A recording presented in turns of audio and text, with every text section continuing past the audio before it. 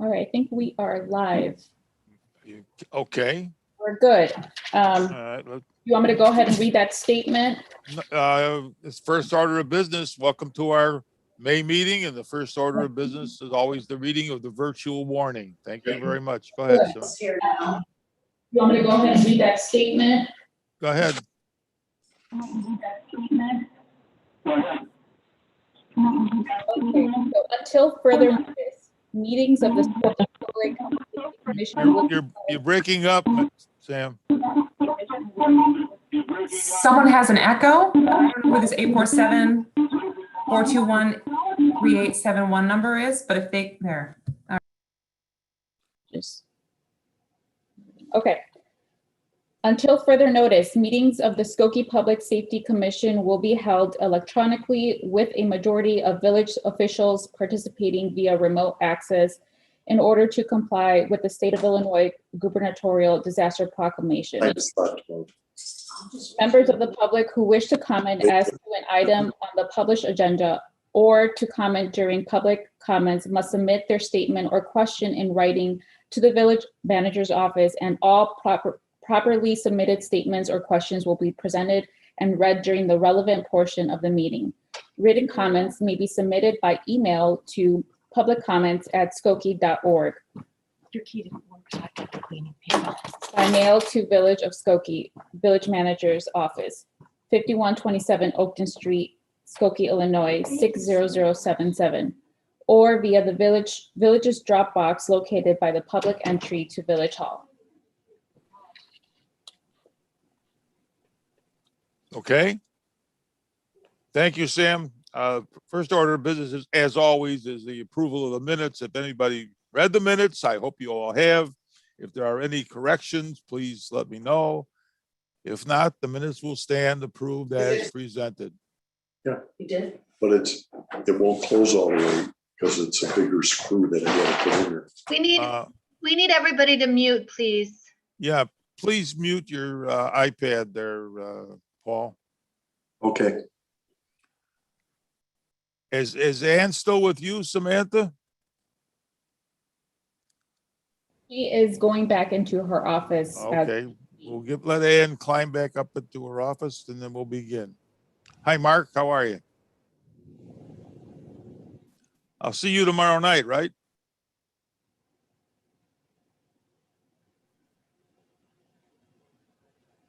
Are you asking me if I'm? Yeah, I'll see tomorrow night. You're going to be with us at the board meeting. I forgive me. I'm not familiar with this board meeting. Ann said you might be at the budget hearing. It's the tomorrow. budget hearing, Mark. I'll call you in the morning. We'll talk about it. Okay. All right. We'll see you then Or I'll tomorrow. email you this evening before I leave. Okay. So my apologies. Samantha was her perseverance. She figured out how to get us live. And in the meantime of that, I locked myself out of my office. So anyway, I'm back in my office. I know Samantha read the statement. So thank you for taking care of that. Go ahead, Ann, you have the floor. Okay. Well, thank you. Good evening, everyone. I appreciate everyone being here. Paul, just to double check, have you called to order and reviewed the minutes? We've done that. Oh, and one announcement. The next meeting, we will go back to regular order of business. The regular agenda that will be taken up at the next meeting. Okay, we're ready for you, Ann. Okay. So this evening, we are going to discuss the draft of the recommendation from the Public Safety Commission with assistance from the Human Relations Commission and with input from 16 community groups about the Skokie Police Department's use of force policy. In the intervening weeks between the April meeting and this evening, a small group of public safety commissioners, Alicia Case, Cornell Collins, Mark Penning, our vice chair, and Dennis Rizzo, along with Karen Lease Sherman, who's one of the representatives from the Public Safety Commission, worked with me, and Chief Baker was also involved in developing the draft. We met 3 times for almost 10 hours in total. And the draft that you're seeing is actually the 3rd draft. We had a first version, a second version, and now this is the 3rd version. My plan this evening is to go through this draft page by page, solicit comments and feedback. The commissioners who were involved in its development will assist me in answering questions that you might have about why certain things were included. The goal is to incorporate any substantive edits or changes on which there's consensus this evening into the draft, and to post this draft on the homepage of the village website. It will be linked from the homepage of the village website no later than Monday, May 24th. My goal is to actually have it posted by Friday, if possible. But the ultimate, if that's not possible, the latest date would be, again, hopefully Monday the 24th. The document will stay on the website, and comments will be invited to be submitted to info, @skokie.org through Monday, June 14th. We promised a minimum 3-week public comment period. And if we post it on Friday, we will have extended that a bit, but at minimum, it will be those 3 weeks. Any comments will be batched and sent to the commission along the way. And then the commission will decide at the June 16th meeting to proceed with a recommendation to the village board. We have a tentative date to appear before the village board at the July 6th, 2021 village board meeting. That presentation will be made by our chairman, Paul Patalis. Our vice chairman will be there, and the commissioners. I'm not certain that public participation live in the council chambers will be allowed at that point yet. Assuming not, the commissioners are certainly invited to participate by watching on Zoom or on YouTube or via Skokie Vision cable channels. The only other point of order I want to mention is that at present, there are 6 public comments that have been received. 2 you have already received. 2 I batched and sent to you at the end of April, but I am required to read those and 4 additional comments that have been received by the public. I'm obligated to read those into the record. I'm not going to do that right now. My plan is that our discussion will get underway, and in maybe 30 minutes or so, we'll take a break, or when it seems like there should be a natural pause sometime between now and 8 o'clock. I'll stop and I'll read those into the record, and then we'll conclude our discussion. Mr. Chairman, anything you'd care to add before we jump in? No, I'm looking forward to getting through this session in good order. Okay. So we'll start with the first page. I'm not going to read it. I would ask, I guess overall, maybe before we get into dissecting the document page by page, I would ask if there are overall any comments, thoughts, questions from members of the Public Safety or Human Relations Commissioners on the document.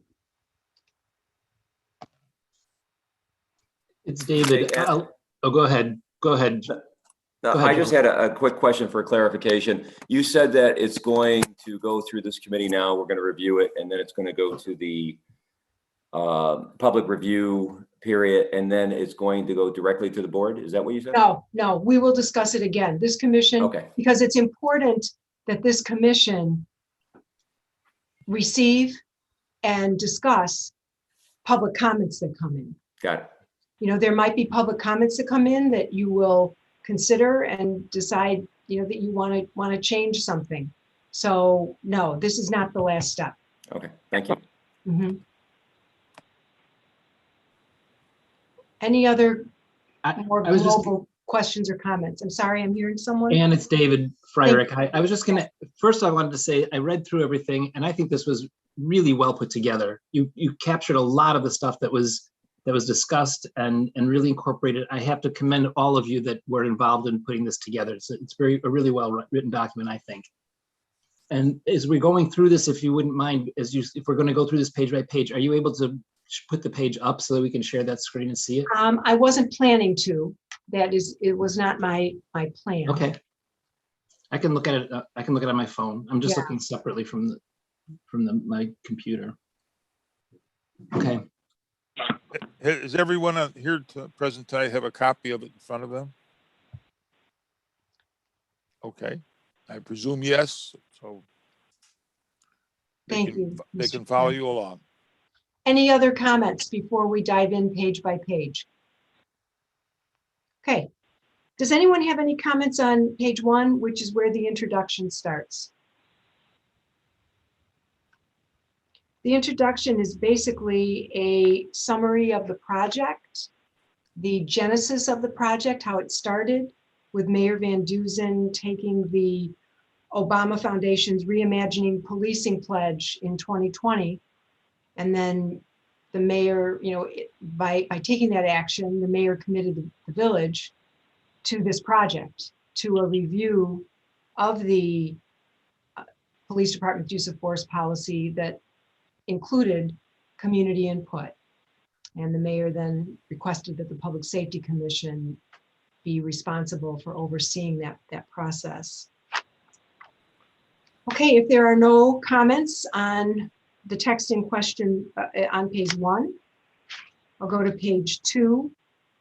Page 2 is just a description of the groups that were involved and the information about the meetings. That's where the information about the meetings begins, where it talks about the September meeting where the commission first learned that this project had been assigned to the commission. And that's when the Human Relations Commissioners first joined us.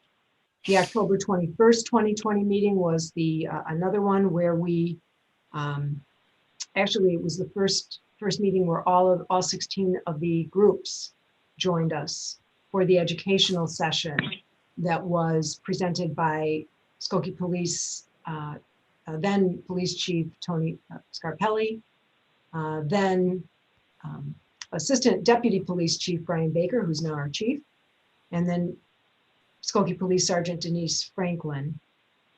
And then the information about the November, December 2020 and January and February 2021 meetings, the 3 questions that were posed at those meetings for the discussions. Any comments or questions about the information on page 2? Okay, hearing none. I'll move to page 3. The top of page 3 really concludes the introduction. Just talks about staff who've been involved, and it above that it catalogs which of the 16 community groups participating in which meetings. Samantha, I have a question. Is everyone muted besides myself and Chairman Patalis? If not, it's important that we mute everyone. I'm getting some feedback. The phone ending in 5744 is not muted. Yeah. Are you able to mute that one, Samantha? Or let me see if I can mute it. Nope, I can't. Samantha, are you able to mute that one? Great. Okay. I now ask for comments beginning in section 2, the bottom of page 3, the use of force policy recommendations. Anne, Yes. let me make you the host. I can't seem to open up the.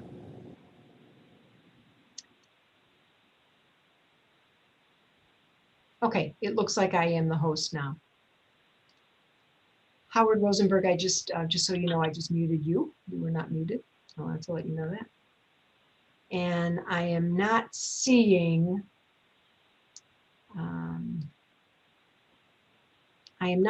the phone number. It's not on my screen here somehow. Okay, it seems to be a little better, the audio. Okay, any questions about the items on the bottom of page 3? Hold it, Ann, hold it. Yes, Frankie, can you mute your phone, please? Frank, Hitting *6. okay, maybe I can, here, I've muted him. there it is. I just Muted.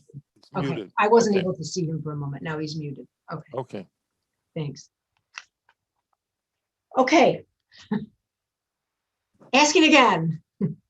I'm on the halfway down page 3, where we get to section 2, the use of force policy recommendations. I see a hand from Howard Rosenberg. A couple of clarification questions. So on number 1 about the warning, Yes, can you remind me what is the current policy? Does it say anything about warnings? Chief Baker? I have to remember. Originally, it was not in the policy, and then I believe on January 1st of this year, due to an executive order by the president, there were 2 things that had to be added by the executive order. I think that was the one of them. So I do believe it includes language currently that requires us to provide a warning if feasible.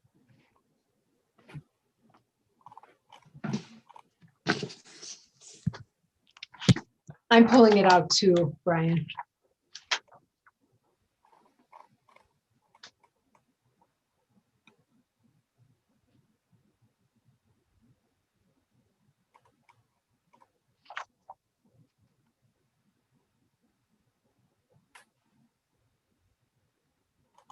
Howard, while they're looking at that, is your question on 1 and 2 also? But well, 2 actually says what the current standard is, right? So that's covered there, right? Because 2 says there's no shooting at vehicles already, right? And this is just further clarifying things. So you're only questioning number 1. Oh yeah, only 1. I mean, I have a couple of, again, they're all clarification questions on a few of them. I have it for you. So the current policy states, when the totality of the circumstances permits and when reasonably practical to do so, officers should identify themselves as police officers and give a verbal warning of their potential use of deadly force. Okay. That's So section 2E of the current policy. got it. Okay. So 1 isn't changing anything. No, Okay. And then on number 3, we're at the top of page 3 now. top of page 4. Oh, I'm sorry. Yes, you're right. Yeah, Top yeah. of page 4. Thank you. And by the way, I should say before I start just asking these, little language things, I agree with David's comment. I mean, thank you guys for putting this together. This looks like it's not something that could have been written in 5 minutes. So I really appreciate it. I'm sure everyone here really appreciates the effort that went into this. On number 3, the first word is bans, but it sounds like it's not actually a ban, right? Because it allows it in certain circumstances. And I just wonder if the use of the word ban ends up being confusing. So Howard, if I could throw out there, that's my issue with number 2 as well. This was written to address Yeah. all of the 8 can't wait, if I could try to answer this. So the 8 can't wait initiative, that was one of the 8. That was number 3. So that's why it starts with bans. So I don't know if that makes it clear. Joel pointed out during our conversations that by using a word like ban or never, that this is a restriction that we don't want to put on the police, that we want to give them an option, but the wording makes it, this is just too strong a word. That was my other comment, same thing as, yeah. But if you read through it though, It says unless deadly force is justified. right, that's just the header. So Right. the headers in this section were lifted from the 8 can't wait. Oh, I see. Right, so we're just using their headers so that it's clear that we considered the 8 points. And then the language after each of the headers, if you will, is the commission's recommendation. Got it. Okay. You know, I see their point though, Ann. I mean, I think maybe because we were so involved in the conversation of it, that maybe was easy for us to not see it from the perspective of somebody reading it for the first time. So might be worth some discussion if there should be some clarification to that. Does it make sense? Yeah, maybe reword, and I'm not sure how I'll do that, but I'll think about it. Maybe you move the word, yeah. maybe you move the word bans at the end of the phrase and modify it Well, somehow. yeah, I see what you're saying. But what Ann is saying is that we literally just took, we were addressing basically the sections in the report. So their section said ban shooting at or from moving vehicles. So we took their title there, and after the hyphen is how we are addressing that section. Does that make sense? Maybe you can underline or italicize or somehow. Or put in quotes. Yeah. If you put quotation marks, then it'll be clear, or like you said, underline or bold. And I'm sorry, who was that?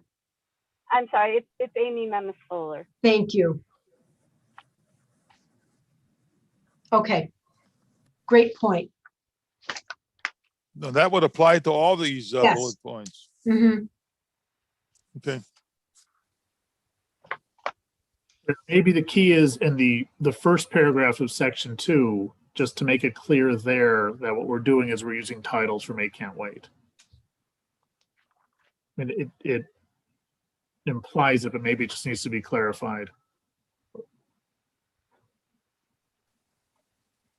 Yes. So if I could add something real very quickly. Sure. So something also to remember is deadly force doesn't always mean shooting. And I know you talk about it in the chokeholds and everything else, but there is some wording later that kind of implies, required. Well, we'll get to that later. So I think it's important that it's not just chokeholding. It's just not shooting. I mean, an officer, God forbid, may have to run someone over if it's a deadly force issue, or there might be other things that happen if it's a deadly force issue. So deadly force, I think, just to remember that it's exactly that. Any action that can result in great bodily harm or death. Thank you. Any other comments on page 3 before we shift to page 4? Amy. Do you mean page 4? I was asking if there were any comments on page 3. Okay. No, I'm on page 4. Okay, hearing nothing for page 3, let's move to page 4. Amy? Okay, in the section marked E, under number 5, Yes. it says the commission believes a community review as outlined later in this document is not warranted in these matters. And maybe I missed it, but I don't remember a discussion that we had decided upon this. So my question is, did we decide upon that as a? So, and I'm not on the Public Safety Commission. I'm on the Human Relations, but sure. I just don't remember the conversation. So if you'll recall, the meetings that the commission, both the Public Safety Commission and the Human Relations commissioners who are involved participated in from September forward, really from October forward, were listening sessions. The small group of commissioners that convened between the April and May meetings, this is their how do I say this? This is their sense of what is appropriate for the commission to recommend based on those listening sessions. So this is the time for this group. If this group does not think that a community review board is warranted or needed, this is the time to discuss that. I'll defer to any of the 5 commissioners who were involved in the small group, if any of you care to address it as well. So this, Amy, that's a good question. So this came out of the review of the Skokie United. They had a policy recommendation document that was like 34 pages long. It was clear that they put a lot of work into it. So we were reviewing all of these one by one. And so this started with, they had a recommendation to ban choke holds and strangleholds. But then also some of these requests were threefold requests. Sometimes these requests, as you can see with 0.5, they were like a 10-fold request within that one line item. So with the case of not banning chokeholds and strangleholds, they had asked for a community review of use of force, of use of deadly force, is I believe the exact words. I have it here, but it's like buried. I have like 3 documents open right now. So this came out of that discussion that our officers, the way that Chief Scarpelli said it, he said that chokeholds and strangleholds were never not authorized. So if this is something that isn't being used that much, although it was in one of the case reviews that was provided for us last fall, but a community review wouldn't really change that much if an officer did use a chokehold or stranglehold. So this is something just to provide increased transparency and community trust. People asked for this several times over the course of the months that we had listening sessions. Anne, may I ask a question about that phrase, by the way? Which phrase? I'll tell you in a second. It says the commission believes a community review as outlined later is not warranted in these matters. What is the antecedent of that phrase? Is it the first sentence that there's only one shooting every 8 years? Is that what the reason for it? Right. So, and those who were involved, jump in if you care to in developing this, but the discussion among the small group was that because there is only an average of 1 officer involved shooting every 8 years in Skokie, and moreover, because when those incidents do occur, there's a thorough investigation by the Cook County Public Integrity Task Force that determines if an officer's use of force was legally justified, that entity in itself gives enough rigor to a review of those incidents that a community or citizen review is not warranted. Maybe then if you move the sentence, all the information, the sentence around so that phrase appears before the investigation will make more sense. Okay. You follow? Yes, I do. Okay, thank you. Mm-hmm. Amy, is that addressed? Yes, thank you for the clarification. I understand that this was now when it was decided and where, and I just wanted to see, did I miss something? And in some ways I did, in some ways I didn't. So thank you for the clarification.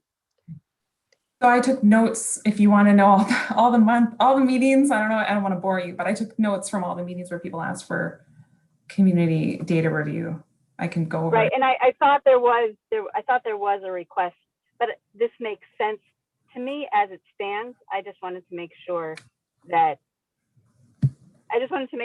there was input in reaching that conclusion. Yes. No, I'm glad you asked that question. That's important clarification.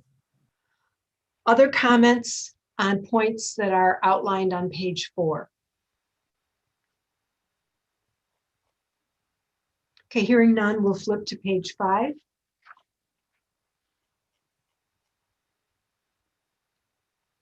So, and in regard to page 5, which is actually partly page 4, 5F, it says the words immediately or as soon as practical. Yes. Or practicable. I don't know which term we would use. I think the as soon as practical is more appropriate versus the immediately, because there's so many things that could be going on, and how do you interpret what immediately is? Is immediately now, which by definition it would be, or is it as soon as things have settled and everything else? So as soon as practical allows for reasonable, time or efforts, I should say more efforts to occur to get to that point.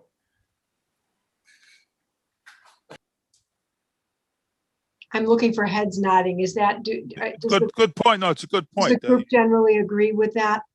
That's generally Okay. the phraseology for reporting accidents and what have you, and insurance policies. Same Okay. thing.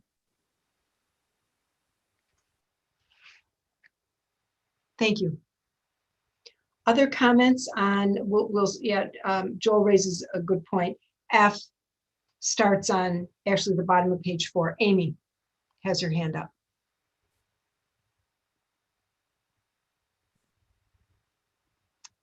Amy, I see your hand up. Are you wanting to speak? If so, you're muted. Yes. There you go. Thank you. Okay, I thought I was off mute. No. I had a question in this section, and I know it's discussed later on in the document, is the pilot program, but I was wondering, what about the social worker or a mental health professional in this section number 6, integrating that idea or supporting it, or saying as mentioned later on in the pilot program? It just seemed like requiring de-escalation, that this would be a place to insert that that idea of a social worker or mental health professional.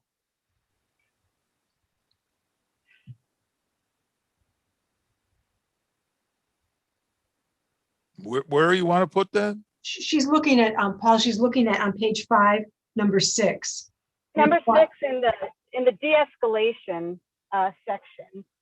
One way, from my perspective and from what I was hearing, came from several groups about and learning about the pilot program.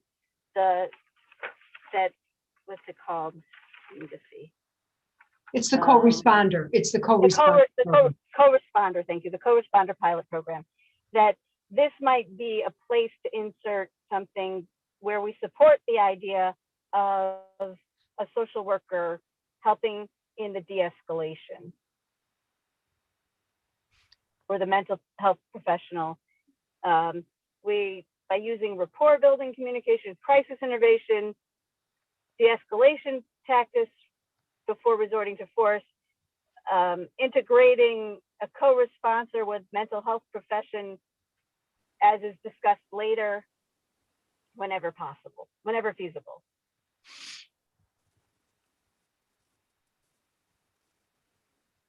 Does anyone have concerns about that? Mark? I do not have any concerns about that. If everybody feels that we need to add that in there, that would be fine with me. If we could word it in there, dovetail it in there somehow, that's fine. I can easily do it, and I think it would be a good addition to that section. Should it be noted also that this has already begun? Yeah. I'll mention that it's a pilot program. Yeah. Okay, thank you. Yeah. Thank you, Rabbi. Thank you.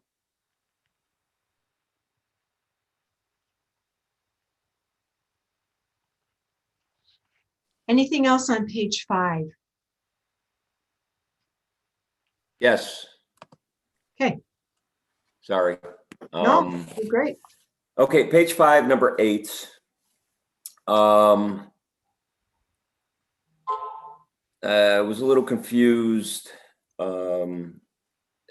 First off, this was the part where I said before shooting. It should be probably before use of deadly force, because there's all kinds of alternatives.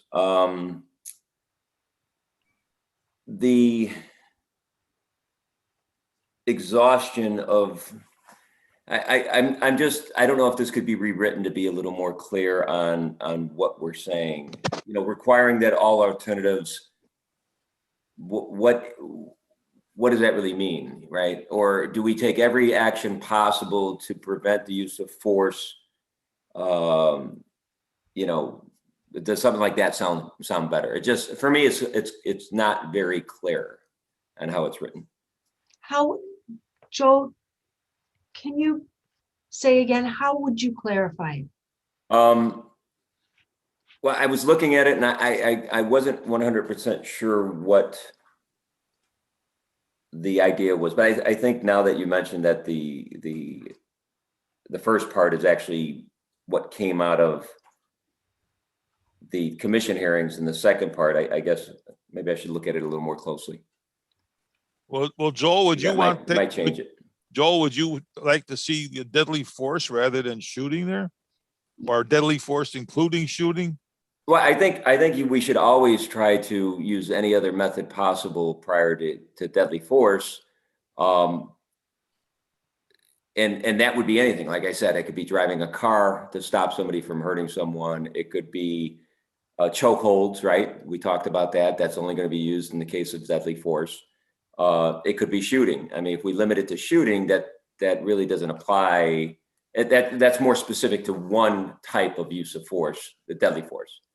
Well, that's why I'm asking. That's why I'm asking. Yeah. So yes, the question is, the answer is yes. So what I could easily do, I'm looking at the end of that second. I think Brian wants to speak. I'm sorry. It's okay. I just I wanted to try to help clarify for Joel, just to make sure everyone's talking about the same thing, because I'm not sure you are. So I believe, and the people that were part of the small group that wrote this, let me know if I'm wrong, but I believe the intent of that language is to say that putting something in the policy that states that we must exhaust all alternatives before shooting, they don't agree with. And the reason is that's very restrictive language, right? But I think they're also saying that by applying de-escalation and everything else that's been put into the policy through recommendations, the end result will be that you will use all alternatives possible before you have to actually use deadly force. It's just not being stated and written. Does that make sense? You hit it right on the head. It is restrictive, but I think the problem we would fall into is interpretation. So how is that interpreted at that moment when somebody's being judged? Kind of the same thing with, judging an officer's action based on the time in which the incident occurs versus being a Monday morning quarterback. And, it's important to do that because you don't know everything that's going through an officer's head. So I don't know how that gets reworded, because I do agree we should exhaust all alternatives, but is it that restrictive where it's going to say to the officer, what are my options? And I just worry about putting an officer's mind into a place where he or she's thinking, I may not have as many options as I need if my life's in jeopardy. And I guess, that's the point. And you hit it on the head. It seems restrictive, but I don't think it's unreasonable. It just needs to be clarified. And I'm not quite sure how to clarify it. But I think maybe we'll get some good comments from the public, and maybe we can look at it a little more deeply. So I wonder if this is still the issue of the title sentence versus the explanation. Because when I read everything that comes after the dash, that seems pretty clear to me, right? It's saying, when practical, do everything you can before you do something that, that may take someone's life. So I find that clear enough. I just think that we need to make sure that it I guess blends well with the first half of the first sentence there, because that says require all alternatives to be exhausted, but ultimately what we're saying is when practical. And that is what confused me until some of the clarifications. So when I first read it. Chief, I have a question for you. Would it be more inclusive to use the phrase deadly force than shooting? Or deadly force including shooting, or whatever? I personally think the proper term and what they really mean is use of deadly force, right?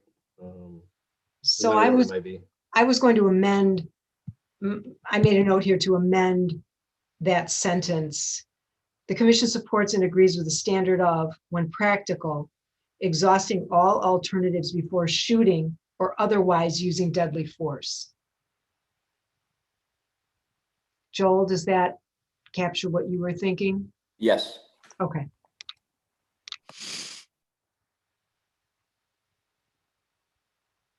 Anything else on page 5? Okay, I'm hearing nothing and I'm not seeing any hands. Any comments on the very, very top of page 6? Okay, being none, I'm going to stop now. I want to pause before we go into recommendations for training. And I'd like to read these 6 citizen comments.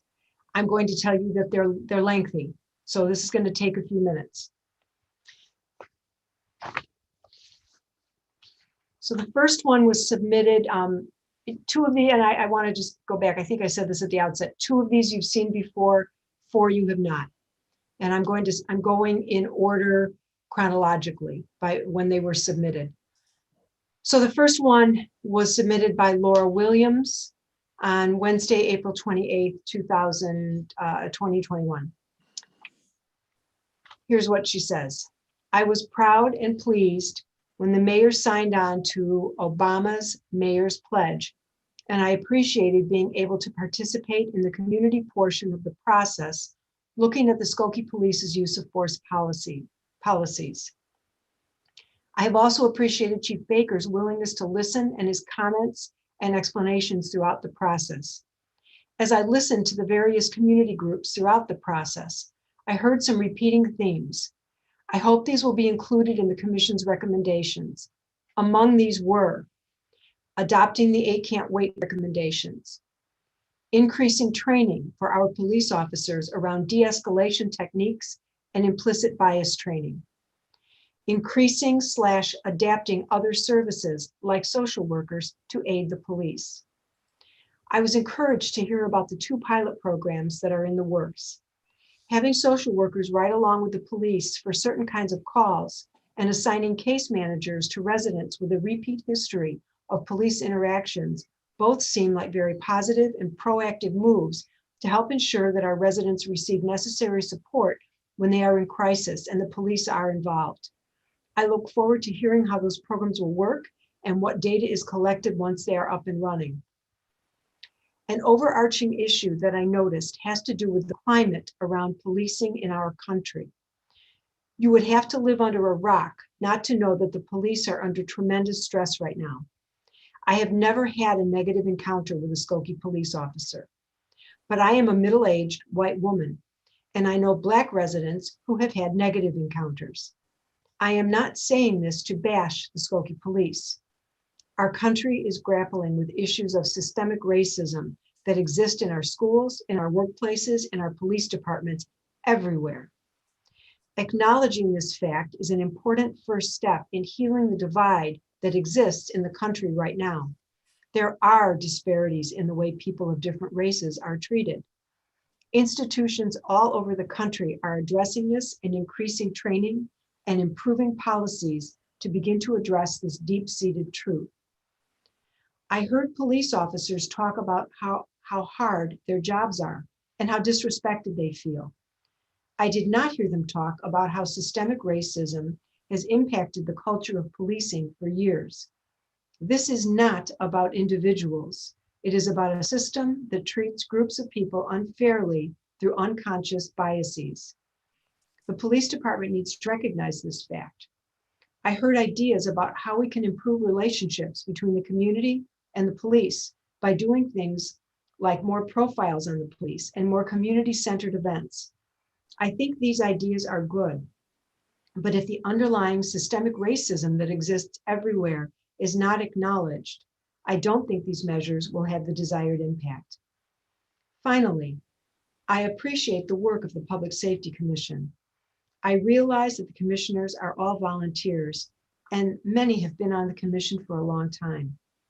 You are in a unique position to bridge the gap between the public and the police force. There were times when members of the commission seemed to express that their job is to support the police. While that is certainly part of the commission's responsibilities, it is by no means the entire purpose. I hope that the commission will see the bigger picture in our current climate and acknowledge systemic racism and its negative impact on our residents of color and make its recommendations accordingly. Respectfully, Laura Williams. The second comment is from Suzanne Strasburger, and it was submitted on Thursday, April 29th, 2021. Dear Public Safety Commission, thank you for all the time and thought you have dedicated to the initiative this year. This is tough, tedious work. My husband and I moved to Skokie in 1989 to raise our 2 children. We love Skokie, but this is the first time I watched a citizen-led process. I was very impressed. Kudos to Ann Tennis for making everything run seamlessly. After watching the April Public Safety Commission hearing on YouTube, as I had watched the earlier meetings, I have 3 comments. To begin with, I was excited to hear about the 2 pilot programs, one having a social worker accompany a police officer on certain types of calls, and the second of assigning a caseworker to families who are experiencing multiple crises. These approaches are compassionate and smart investments because they prevent problems from escalating. I look forward to hearing from the police officers and the human service professionals about how the programs are progressing and what they see as success. Secondly, I hope to see the 8 Can't Wait recommendations and the recommendations for implicit bias and de-escalation training included in your final report. Finally, this commission was very polite in its deliberations, but it was clear that there is a divide in perceptions of the challenge of Skokie policing in a diverse community. Some commission members are very sympathetic to the police because of the challenges that law officers face from sometimes angry members of the public.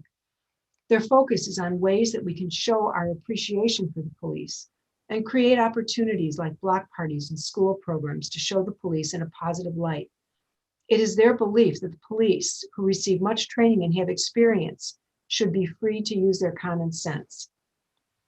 In contrast, other commission members talk about the culture of racism in police forces across the country and focus on implicit bias training. They are alarmed by the statistic of 6% of the Skokie population is African American, but 40% of the use of force incidents were directed at African Americans. It troubled me that there was almost no response to that comment in the meeting. Why was that? It is wonderful that Skokie is transparent in its data, but that means little if we do not use the data to strengthen our practices, our policies, our systems. It is true that perhaps all Skokie government systems need to be scrutinized for systemic racism, but because the police have the power to kill people, and as we are all painfully aware, are doing so all over the country, it is essential that we begin with the police. The work to address systemic racism in the policies, practices, and culture of the Skokie Skokie Police Force has just begun. Thank you, sincerely, Suzanne F. Strasburger, 8130 Laurel Avenue, Skokie, Illinois, 60077.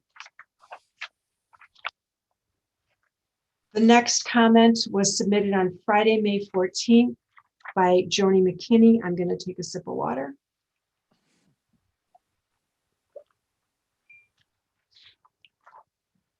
Members of the Public Safety Commission, I would first like to convey several heartfelt thank yous as a lifelong resident of Skokie. I was exceptionally proud when Mayor Van Dusen signed the Obama Foundation's Reimagining Policing Pledge last summer. I would also like to thank Chief Baker for his willingness, dedication, explanations, wisdom, and insight into the entire process of review. I also commend the initiating of the 2 new pilot programs, social workers riding along with our police officers for specific needs on calls, and case managers being assigned to families who repeated police interactions. Lastly, I thank the Public Safety Commission for its dedication to Skokie and for spending countless volunteer hours for our wonderful village and its people. I am extremely proud to be a lifelong Skokie resident and truly love our village. This village is extraordinary in so many ways. I am fortunate to have seen Skokie grow over the years. My grandfather owned Skokie's first Ace Hardware, and I remember long ago stories of prairie land, bungalows for $5,000, and horses tied up on Lincoln Avenue near what is now Needs and Wants Artisan Bakery. My parents were lifelong residents as well, and my dad built his business in Skokie's industrial section, where it still remains today. I am a member of St. Paul Lutheran Church, and our relationship with Skokie is a wonderful one. Our pastor is a chaplain for the police and fire departments. We are members of the Chamber of Commerce. We have worked with the village for help storing fresh produce from the farmers market for the food pantry. Our LWML group is currently supporting the food pantry for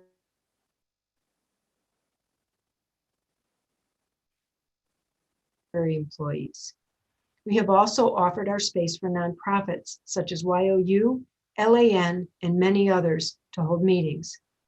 Additionally, we have operated the Niles Township Community Clothing Closet in our former school building since 2014. Because of our clothing closet, I personally work with the village, the library, our school districts, NTSDE, Niles Township Government, the Rotary Club, and other community organizations. Most recently, Lincoln Junior High began using our space for gym classes while their new building is under construction. I mention all of these things as a resident who loves and recognizes the importance of engagement and relationships between our village and its community groups. So I applaud you as a commission for engaging 16 groups in this important, critical, and vital review process. In conclusion, I clearly recognize the enormous task with which you are faced, along with many emotions, opinions, and powerful, serious points related to this commission review process. I am a very positive person by nature, and therefore my greatest hope is this. Your commission works with all involved to clearly understand issues to both sides, to draft a recommendation which reflects integrity, the voice of our residents, and most importantly, a response to address how Skokie and our entire country is struggling with systemic racism in our midst. It is sadly everywhere. You are tasked with what I believe to be one of the single most important issues in the history of our great village. You will all be remembered for your dedication, efforts, and recommendations. My hope and prayer is this for Skokie, that we can, from this process, be looked at as leaders, set an example for other departments and villages, and have all of our residents, adults and children alike, feel safe living in Skokie. With sincerest appreciation and best regards, Joni McKinney. Mr. Chairman, I'm going to stop there. There are 3 more. Yeah, take a breath. I am. I'm going to stop and we'll get back to our discussion, and then I will take a break and I'll read the other 3 because they're all about as lengthy as the ones I just read. It's enough for right now. Go ahead. Yeah, I agree. Okay, so we're going to pick back up on page 6. Section 3, recommendations for training. Any comments, questions, suggestions for that portion of the report?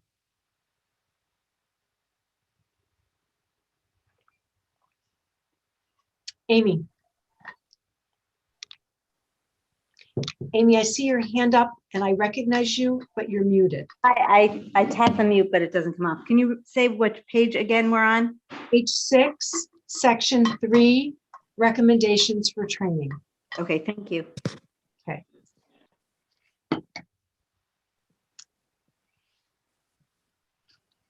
Any comments? Howard.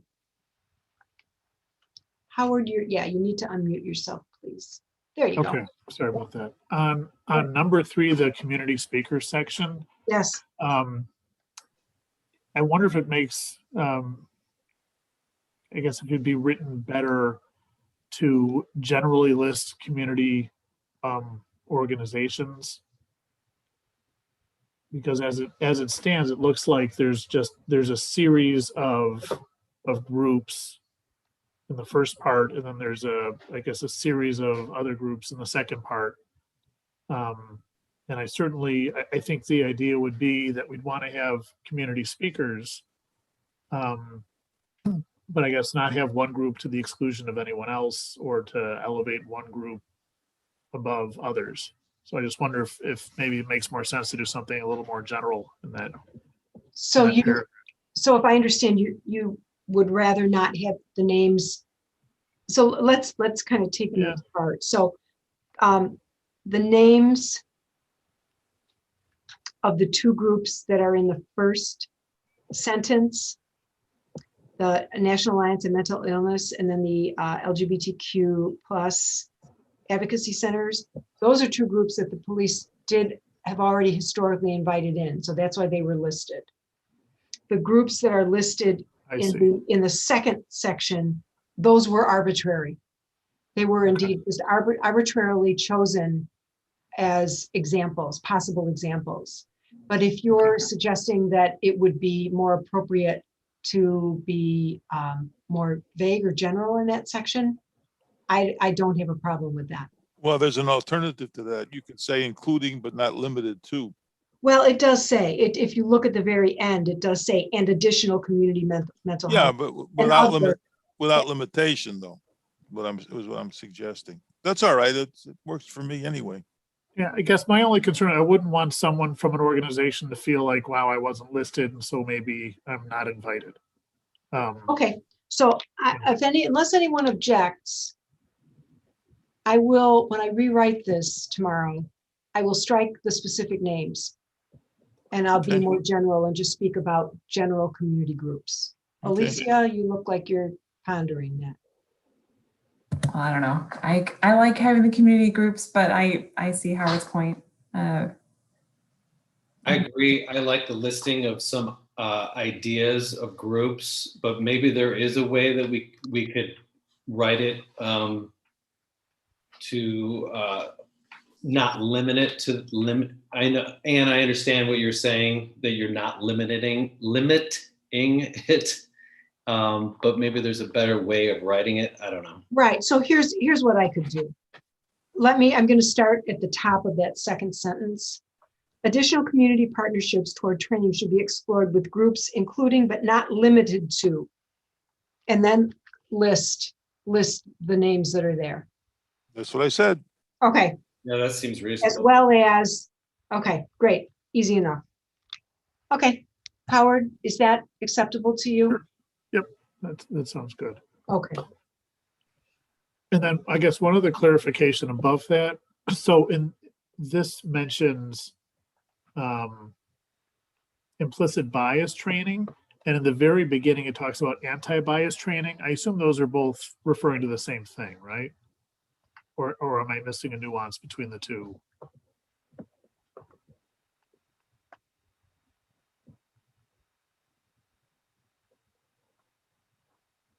No, I think they're one and the same, Brian. Okay. I do as well, yes. Do you think it's confusing, Howard? I mean, it was confusing to me, but that just says something about me, not necessarily anybody else. I just, when I saw the reference, then I thought back to the introduction, and it just references anti-bias training as opposed to implicit bias training. And I just wondered if there was a difference between the two. Go ahead. What if we defined in the introduction what we mean by anti-bias training? And if we use the word implicit up there, then the words can be interchangeable as it appears again throughout the document. So in the intro paragraph to number 3, is that what you're saying? Was that, I'm assuming that was Amy. I think that was. Yes, it was. Right, let's see.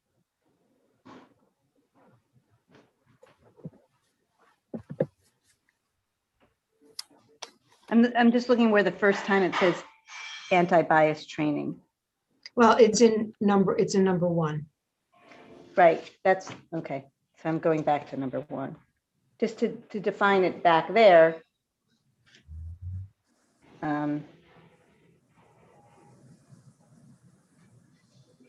Right, to participate, okay. I lost where it was, but that's my suggestion. Okay, yes, Skokie Police Department should undergo accelerated anti-bias training with additional anti-bias training. We could just, after the first word time, we say, which addresses implicit bias or something like that. So that, because some people say there's a difference in different trainings I've been a part of, I've learned that there's implicit bias and there's explicit bias. And the implicit bias is maybe perhaps what we've learned up to the age of 7 or 8 years old, that's just ingrained in our mind and we don't necessarily, it's just there. But we have to teach ourselves to say, yes, I have this implicit bias and nonetheless, I'm going to act differently upon this implicit bias. So maybe just defining it up. Okay, so I want to make sure. Where are you referring to the term explicit and implicit?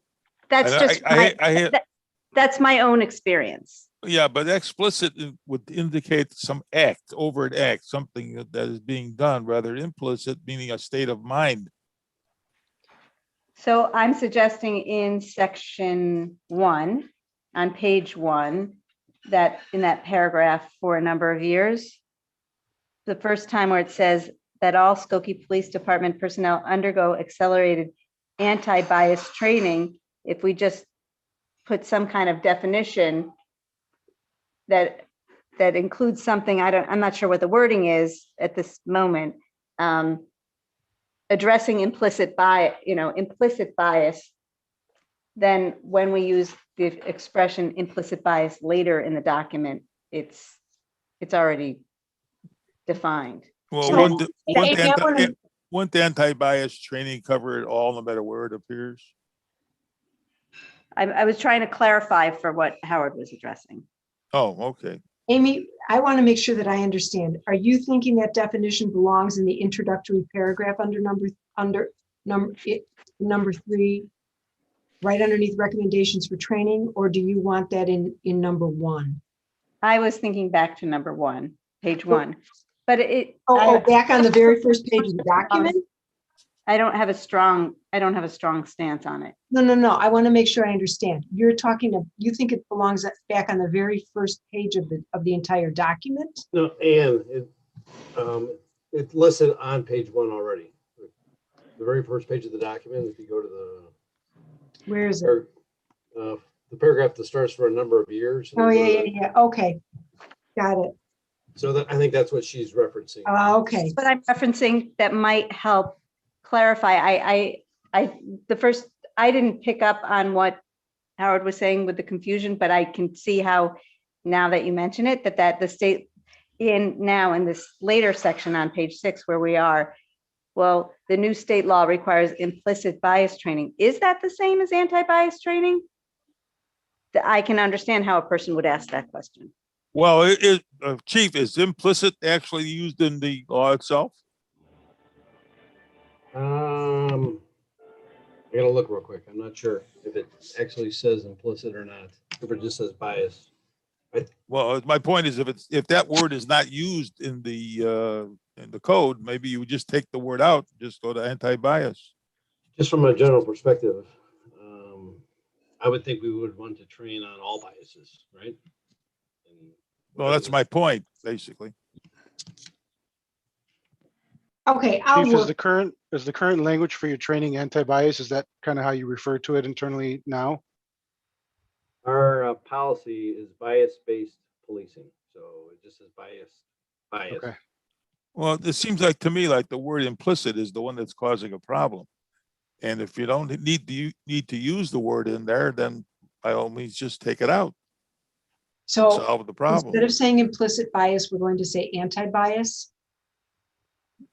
No, I'm seeing Karen grimace. My understanding is implicit means to expose people to their implicit biases. They are learned stereotypes that are seemingly unintentional. Anti-bias training is an approach to teaching and learning designed to increase understanding of differences and their value. Well, it just seems to me we're now counting angels on the head of a pin. There's really, it seems to be only a slight difference.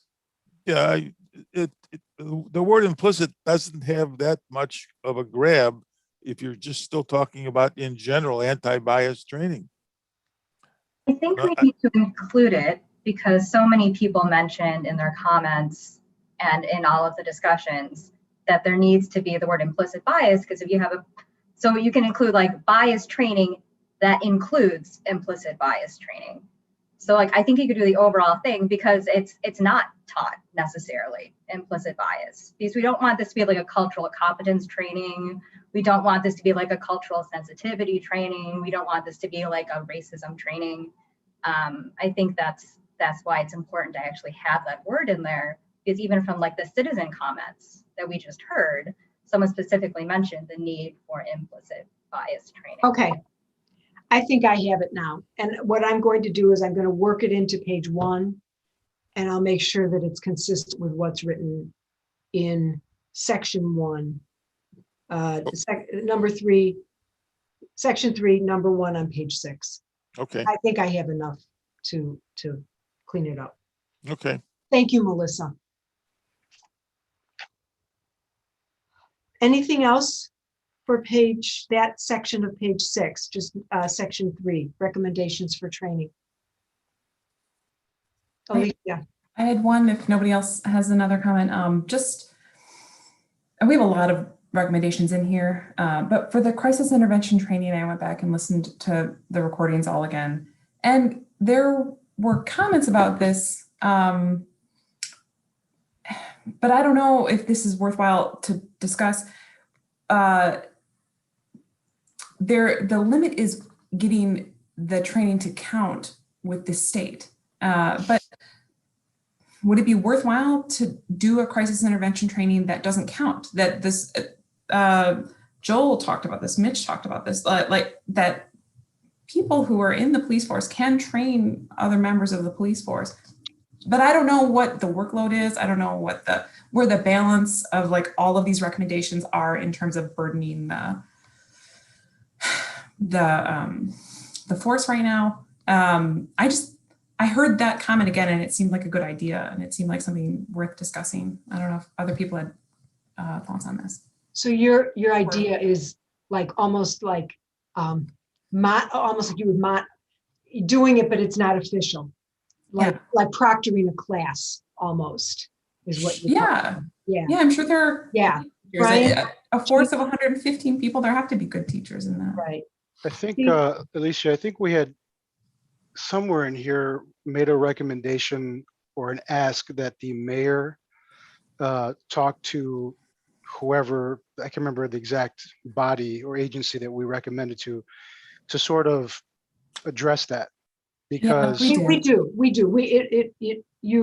As State of Illinois approved CIT has limited availability and capacity, the commission recommends that the village board request that the Illinois Municipal League and Northwest Municipal Conference work with the Illinois Law Enforcement Training and Standards Board to increase the availability and capacity of CIT training opportunities. So we do.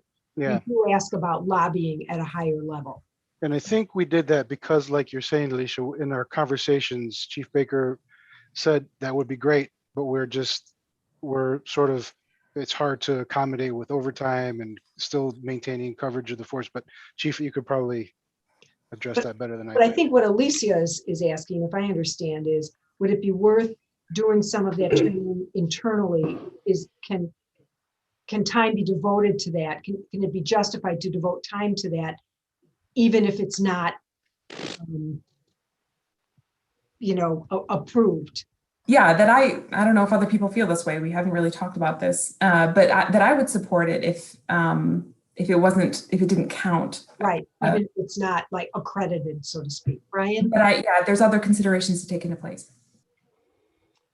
Well, we can certainly, in my opinion, the most important thing is training the officers and giving them the tools to use on the street so they can apply it, right? Whether it counts or not is another issue. The problem with CIT, like if we were going to try to mirror and mimic the CIT course, it's a 40-hour course that's put on by multiple individuals. And I just don't know that we have the capacity to do that ourselves for another 50 some officers. You know what I mean? That's just a lot. We could certainly pick out the best parts of that course and train those to the individuals that haven't been through the course and emphasize the most important part. You know what I mean? But I just don't know if we, like I said, if we have the capacity to put on a 40-hour course with instructors and role players and everything else to another 50 individuals. We certainly can't do it to 50 at once. So then you're looking at the entire structure having to do it for class sizes of maybe 20. So you have to run it twice. You know what I mean? But we certainly can, like I said, look at the most important key parts of that course and try to do that. Hey, Chief Baker, can I ask you a question? Yeah. So after the initial certification in CRT, what is there a mandate that requires recertification, and if so, how often? There's no mandate for recertification. It's one time and you're certified. So I think part to what you were saying, I do understand the dilemma of trying to get so many people certified, but once they're certified, I think having an instructor that can do a train-the-trainer, even if it's just snippets, say roll call training, you know, just 15 minutes, and you do that throughout the course of the year, just a lot like your legal bulletin, that might be beneficial. Yeah, for sure. And down the road, we're definitely going to want to have refresher training because if you have someone that was going through CIT 10 years ago, like we have to keep those skills current. You know what I mean? So we're going to have to develop that as well. So how should this be added to our language here? And if so, how? I didn't want it necessarily added to the report. I really just wanted to discuss this with the commission. A lighter course, something that's incorporated in the same way the bulletins are throughout the year. I think that'd be great, but I don't want to hold up the meeting. Well, I know it's 8:20 and we still have a lot to get through. So I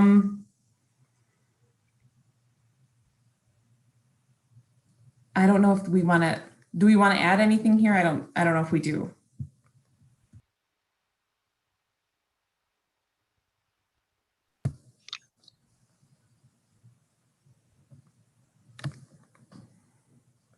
I mean, my opinion, just personal opinion, is that you know there have been already a lot of initiatives that that Chief Baker and his team have already started, and I would be hesitant to add something else in writing, knowing that it's already sort of on the back burner. I don't know, maybe it's something that we as a commission just kind of keep on our radar internally and continue the conversation going that way. So not separate from the recommendation letter, because I do think it is a good idea, Alicia, to you know, like JD and Chief were saying, some sort of train the trainer thing, but maybe that's an initiative that we as a commission do internally or keep track of internally. That would be my opinion.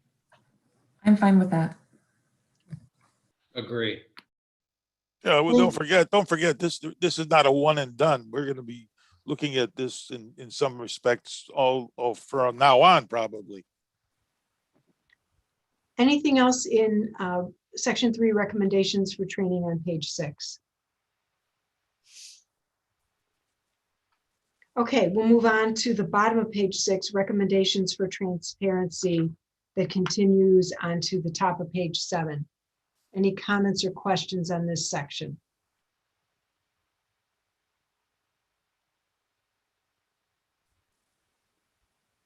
This kind of speaks to what Dennis was just talking about, Yeah. actually. I mean, keeping this on our screen, so to speak. Okay. I'm going to stop now, and I need to get these 3 additional comments written into the record before we finish. I'm sorry. I do want to hear those. Go ahead. When I re-listened to the recordings again, I noticed one of our community participants already asked if that if there was a data review and a community-led data review, she asked that that group be mixed racially and publicly shared. I don't know. It seems once I heard that again, it made more sense to me. I don't know if the commission would support adding a sentence that the group be mixed racially.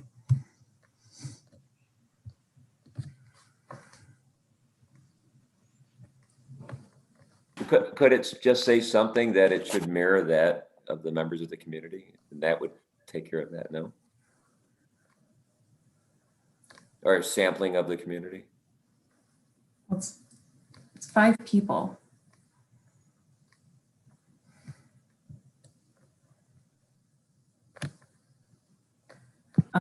So, and that could be, if it's the desire of the group, I could very easily, we could add a sentence very easily saying it is the commission's desire that the members of the Community Review Board represent I'm not saying this, I'll wordsmith this better than I'm saying it right now, but that the members of the Community Review Board mirror or represent the demographics of the community. Okay. That would be appropriate. Thank you. That's my last comment.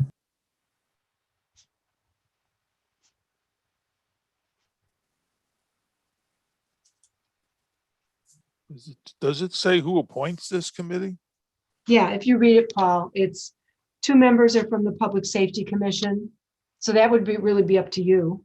Yeah, okay. One member of the Human we don't know. Relations- I was saying the mayor doesn't appoint these. The mayor has one appointment. Okay, thank you. Yeah, Mhm. okay. Bear with me, I'm just finishing that note.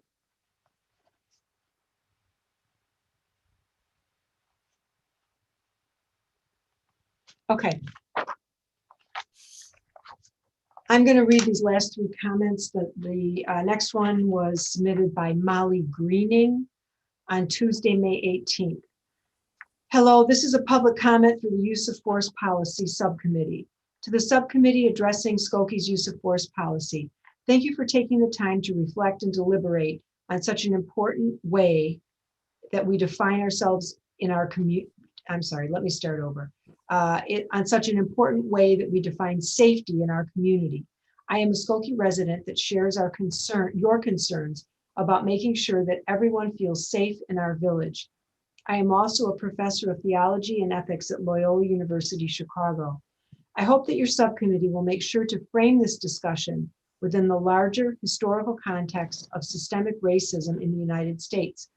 We did not create the norms of anti-Blackness or white supremacy in this country. That was centuries of legislation and policy. Here is an end that she gives a resource that I will send this to you so you will have the link. It's to a PBS document, it looks like. However, we do have a responsibility to transform these systems in whichever way we can, wherever we have the power to do so.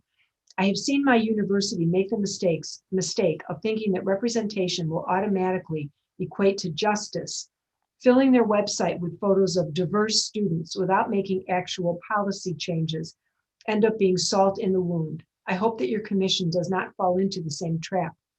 I am also hoping that your commission will work in closer collaboration with departments beyond the police, such as the Health and Human Services Department. Thank you for your time, and I hope to continue this conversation in the future. Sincerely, Molly Greening, PhD candidate, Integrative Studies in Ethics and Theology, Loyola University, Chicago. The next, second to the last, was submitted today by Carrie Braden. To the Skokie Public Safety Commission, thank you for your service focused on safety in our community. I am a licensed clinical social worker and certified clinical trauma professional, writing to urge you to please center the concerns of communities most often marginalized as you consider recommendations. As I watched the last Public Safety Commission meeting, I was concerned by what appeared to be a message that Skokie is somehow immune to the national problem of racism in policing, and that the solution should be focused on public relations campaigns to try to build trust with communities of color.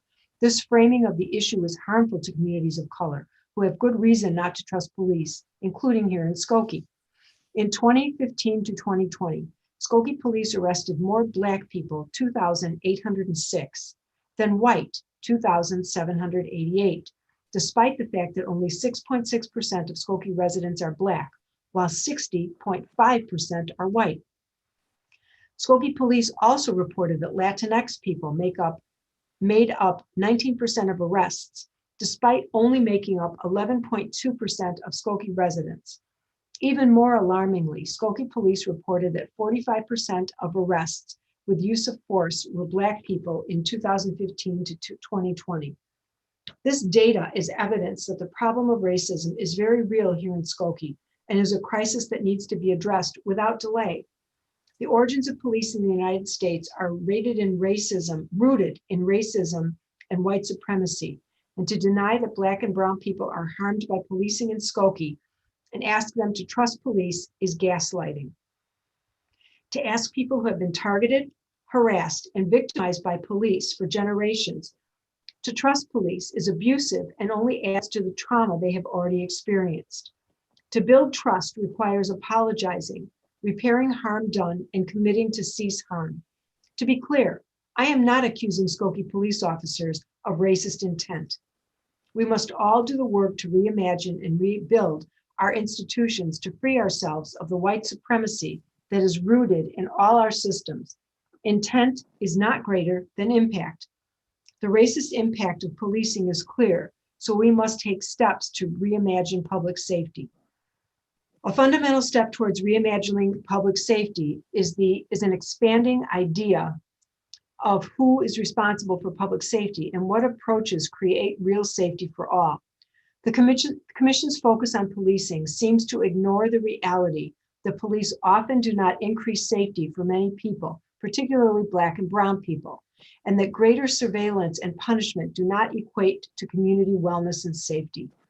Please expand and shift the focus of the Commission to emphasize preventative and restorative practices and resources. Please include more representatives from the Health and Human Services Department, anti-racist, BIPOC, BIPOC representatives, and representatives with expertise in transformative justice. And please focus on efforts that ensure that all Skokie residents have access to the resources and services needed for wellness, equity, and safety. The Skokie webpage on the Police Use of Force Community Review includes an excerpt of the 10 shared principles adopted by the Skokie Police Department in June 2018. Quote, "We value the life of every person and consider life to be the highest value. All persons should be treated with dignity and respect. We reject discrimination toward any person that is biased on race, ethnicity, religion, color, nationality, immigrant status, sexual orientation, gender, disability, or familial status. Given the huge disparities in arrest and use of force rates against Black residents in Skokie, it is clear that Skokie is currently not living up to these principles. Please focus your efforts on addressing these disparities and do not attempt to convince Black and brown residents of Skokie to trust police when the data show there is no reason they should. Please keep in mind that the implicit bias apparent in these disparities will inform the judgment of police and others as to whether a police officer was justified and reasonable in using force. Therefore, I urge you to set clear restrictions on the use of force that do not leave the lives, safety, and dignity of Black and brown residents up to the biased judgment of police officers who, like all of us, are deeply affected by the ongoing racist cultural messages about which bodies represent safety and which represent danger. Thank you for your consideration and service. I look forward to ongoing conversations about how to build real safety and wellness in our community. Carrie Braden, Skokie, Illinois, 60076. I have one more. Submitted by Maggie Vandermeer, Wednesday, May 19th. Dear Mayor Van Duzen and the Skokie Board of Trustees, I'm reading this because it was intended, it involves this discussion. I was a community participant in this police use of force review process and have watched most of the meetings. Today, as the Public Safety Commission presents its recommendations, I hope you will keep a few things in mind. Number one, when a decision to use deadly force is justified by an officer's quote, reasonable, end quote, belief that their life is in danger or the life of another person, remember that implicit bias can make us believe there is danger where there is none. This is precisely why so many Black people, and especially Black men and boys, have been shot by police, only to discover later that the perceived threat was not real. A statement to this effect is necessary for the policy. A statement that acknowledges the racist origins of policing and the ongoing problem of systemic racism in our institutions of law enforcement, justice, and incarceration would also be fitting. Please do not say it's not relevant to Skokie. It is. A police PR campaign is not an appropriate way to build trust. What builds trust is actual changes in the system and the outcomes. Our village disproportionately arrests and uses force on Black and brown residents. To tell the BIPOC community that they don't understand what police do or that they need to show respect or need to learn how to behave is gaslighting. When it comes to the makeup of the Public Safety Commission itself, I would urge you to include more BIPOC members, as well as members of the LGBTQ+ community and mental health experts. In fact, it would be amazing if the Public Safety Commission could reflect the fact that public safety is not primarily about policing, but about social service. It would make a lot of sense to include folks from Health and Human Services to balance out all the voices from law enforcement. I am very encouraged that our current police chief is open to reimagining policing and seems to understand that criticisms of policing as an institution are not a personal attack on him or his officers. I understand that it's an incredibly difficult job. In fact, I believe that reimagining public safety and relying less on the police will ultimately be better for the police themselves, who are asked to do way too much. Respectfully, Maggie Vandermeer, 60077. And that concludes the public comments. Thank you, Ann. Yeah, so now we Take a deep breath now. I will. I'm going to take a sip of water. Howard Rosenberg had to leave. I don't know if everyone saw the note in the chat, but he had to excuse himself at 8:30. Yes. Okay, recommendations for trust and community engagement on page 7. I'm beginning at the bottom of page 7 and continuing on the entirety of page 8 and most of page 9. Any comments? Let's start with page 7. Any comments on page 7? Okay, hearing none. Any comments on page 8? I'm sorry, I raised my hand. Yes, I'm sorry, I didn't see it. Amy, go ahead. And then someone else, Melissa's hand is raised too. Okay, Amy. On page 7, under Roman numeral 5, recommendations for trust, in the first bullet point, it says beat officer program in which one officer is assigned for a 1-year period. I just question why a 1-year period and where did that come from? Chief? We assign shifts to officers on an annual basis. So they bid for shifts and then they're assigned to either days, evenings, or midnights for a 1-year period. So.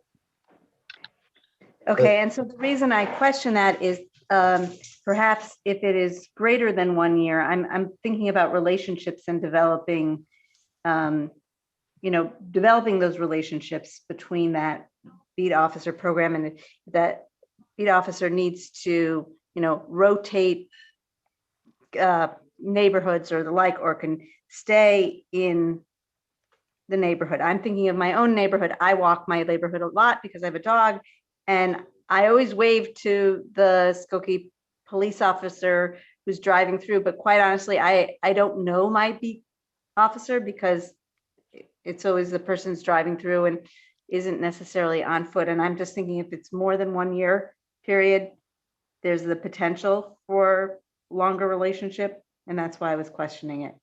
It doesn't mean it has to change. It's just what jumped off the page at me when I saw that it was 1 year period and not longer. Thank you for your comment. Anything else before I recognize Melissa? Okay, Melissa. I was just wondering if in the previous section for recommendations for transparency, after hearing some of the comments, if we need to include the words like accountability or like continuous improvement or like data-driven decision-making, just sort of some of these things, because although some people mentioned, like some of the comments, like although we might be transparent with the data, are we gonna make changes based on the data? And so when you're thinking of like quality improvement and continuous quality improvement in some ways, does that need to be built into that? Because like there were a bunch of statistics that were noted that there's a disparity already. Has anything been done? So like let's say the commission, the commission finds like some of these issues, like is there a commitment to change, commitment for action? Does that need to be put in there somewhere? Because right now it just says like the mayor reports will be presented to the Public Safety Commission and communication to the mayor. Like, does there need to be additional language, or is that all we need to say? Just asking the commission, just thinking about this idea of like trust, transparency. What seems to be missing from our document is accountability. And so if we're going to build trust, transparency, I feel like we need to have some section on accountability or some section on change or commitment to change, commitment to improvement, something. Paul, is that what you meant when you said that this discussion won't end with this? Were you thinking something along those same lines? Earlier, Chairman Patelis, earlier you said that this isn't going to be maybe I misinterpreted. It was a vague statement. All right. Are you frozen? I think you're frozen. No. Okay. Paul? I hear you. I think you're frozen, man. No, she was asking you a question, Paul. So you had made a statement earlier about that this is, what was it that you said earlier? You said something about this not being the end of it tonight. Were you talking about just the fact that this will go on until July, or did you? No, I was referring to that the subcommittee that would be appointed. We will continue to monitor this over the life of the commission, basically. That's what I meant. Okay, thank you. That's what I thought. Yeah, it doesn't have to be put in here. I think it's implicit because this is not going to go away so fast. Well, I think that's what Melissa was asking, and maybe we should put that in here. No, I don't think it's necessary. To the comments. No, I think basically, I think it's implicit.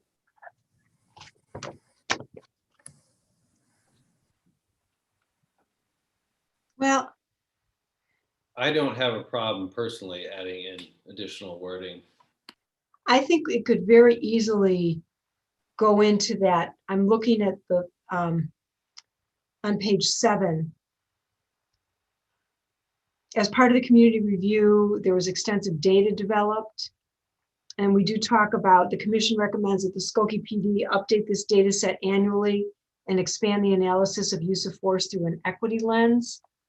I think it could, the type of language that I think Melissa is suggesting could very, very easily be added to that paragraph. Okay, what would you add? I'm not sure exactly. I would want to think about it a little bit. I might want to consult a couple members of the small group. But I'm open to suggestion if anyone has specific wording they'd like to recommend right now. Alicia? I prefer not to do it in a vacuum. Did you have some suggestion as to wording on that? Or Melissa, David?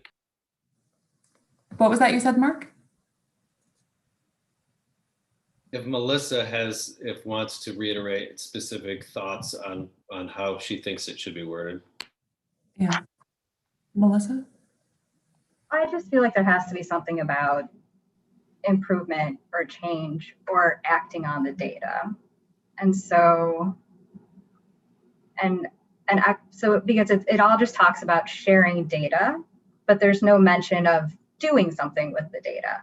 So they can update the data set every single year, and there can always be like equity issues potentially that's shown. And so is that all where do we just end at that? Do we just end at every year we're going to update the data and just put it on the website? Or is there going to be, we update the data and this, like, so I feel like there has to be some sort of additional language. I don't know what that is. I can think about it in email, but I feel like something is missing from the section. But I don't know, Alicia, you might have other thoughts, since I know you worked hard on this document with us. Maybe the subgroup could just pick through a phone calls or whatever you have, figure out what they want to say there. Yeah, and I'm more than happy to help try to, get some thoughts on that too. And I mean, would it be appropriate, given, I don't know all the intricacies of the Open Meetings Act, et cetera, but if Melissa thought of something that after the meeting that she felt she wanted to, get some input on, could she just send that in an email to us, or is that a violation of some sort? What I'd suggest is that so here's what I'd ask. I'd ask that individuals who, if you kindly give thought to this, if you could send me emails, send them just to me by close of business tomorrow. I know that's tight. Maybe by Friday morning. How about by Friday morning? And that way then I can look at what's come in and I can extrapolate wording. And if you'll trust me to do that, I'm thinking I know where it belongs. And I've got the shell of some wording on my own kind of scratched out here, but I'd really like to hear from the commission. So if any of you have thoughts on what to say, please send them to me by, let's say, by 9 a.m. on Friday. What is that, May 21st? That way I can incorporate it, because I really want to get this posted on the website on Friday. Okay. That would excite me greatly to beat our deadline of Monday. I'd like to give the public that extra time over the weekend. Okay, Melissa, thank you for raising that. Really appreciate that. Okay, other thoughts on anything on page 7, whether it's in the transparency section or the beginning of the recommendations for trust and community engagement. Anything on page 8?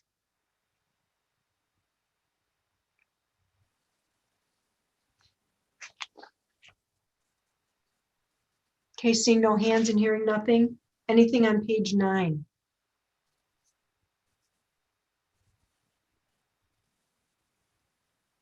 Amy.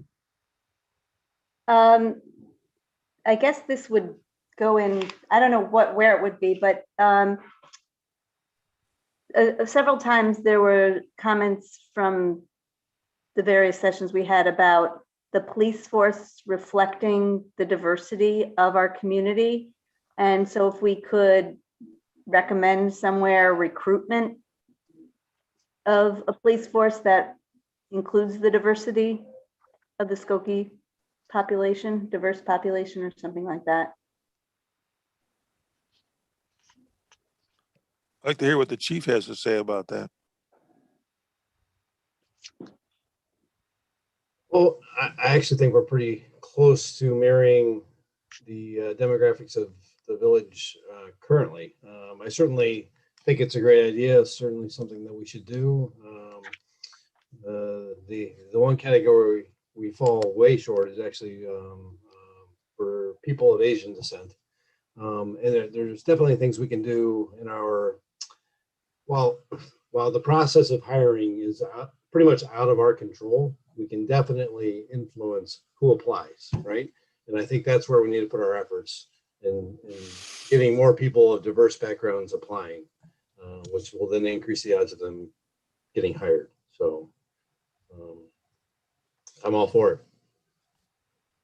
I could very easily add that as really the last section, maybe just a couple final sentences in the recommendations for trust and community engagement on page 9. So it would go right above section 7. I can really easily add a sentence there unless anyone has concerns. Amy, would that work? That's great. And we could say continue to. Yeah, that's what I'm going to say. That's exactly what I wrote down. Continued efforts to recruit a police force or to, encourage people continue to encourage people of diverse backgrounds to apply. That would make sense. Okay, another great point. Thank you. And then if we're still on page 9, I have one other Yes, comment. we are, please. Okay, and in the section where the co-responder pilot program, yes, I'm wondering if we could share a little more information about the timeline of this pilot program. When did it start and when does it look to conclude? I don't think that's within the scope of our responsibility. The villages and the police department are doing that now. it's underway right now. I believe it's my understanding, and Chief Baker jump in, and really Trustee Sutker, this was her, this initiative is really her idea, which is terrific.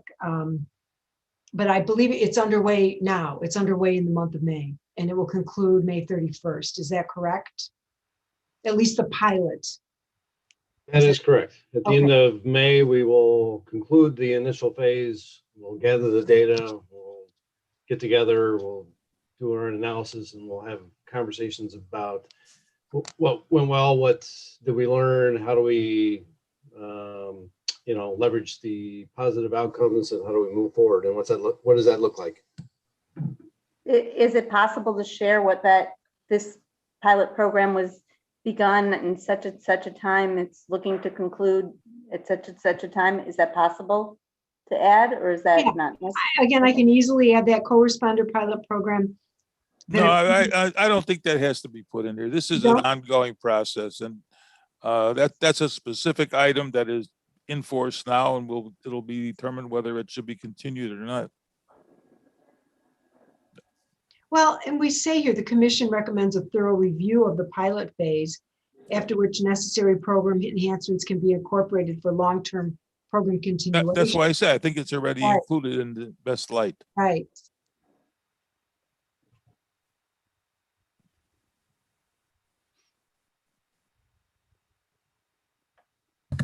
I'm curious to know what the criteria are for the pilot program. So are there predefined criteria to know if it's successful, or I honestly don't know what this looks like. This is my first time hearing about something like this. I'm excited for it. I think it's a positive thing.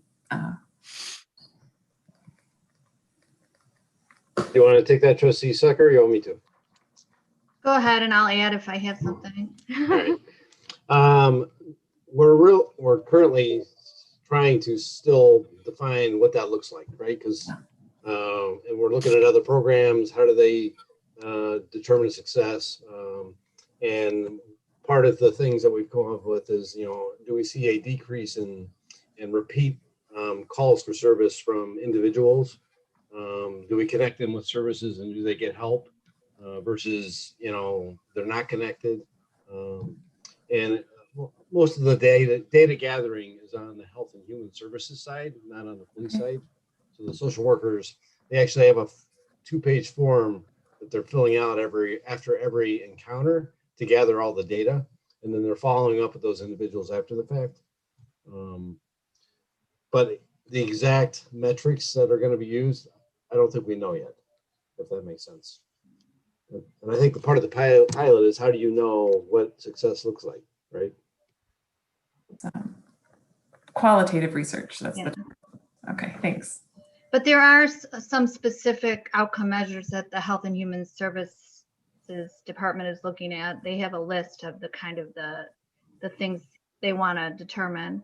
I would guess too, like how many people are diverted from, arrests to social service agencies, how many people are voluntarily get hospitalized versus having to be involuntarily hospitalized, sort of looking at how having a social worker participate has changed the frame. And so those are kind of some of the things we'll be looking at that are more quantitative. That's great. Thank you. Anything else on page 9?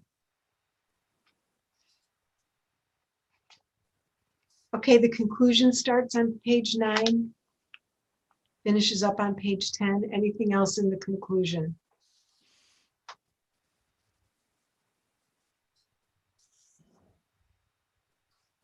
Okay, this has been a great discussion. I really appreciate, again, just thanks to Alicia and Dennis and Cornell and Mark and Karen and Chief Baker for the work to get the draft to this point. Thanks to everyone for your really obvious thorough review and comments tonight. I will get to work tomorrow morning first thing, incorporating what I can. Looking forward to receiving information from those of you, that we just talked about that would be incorporated onto, where are we? In the transparency section about a commitment to review the data. And again, by 9 a.m. on Friday morning would be great because I aspire to post it before the close of business on Friday. Okay. Unless there's anything else, so. I will say that I do express my thanks to the subcommittee and everybody who served on it. And most especially, I thank Ann for all the work that she has put into this. It's not easy to write this and herd the cats at the same time. Samantha, I thank you for standing by the switch, ready to close this up. Thank you. In that case, nothing else is before the committee. I thank you all for showing up, for being with us, and we'll see how this plays out. Good night to all. Good night. Look forward to the discussion in June. Good night, everybody.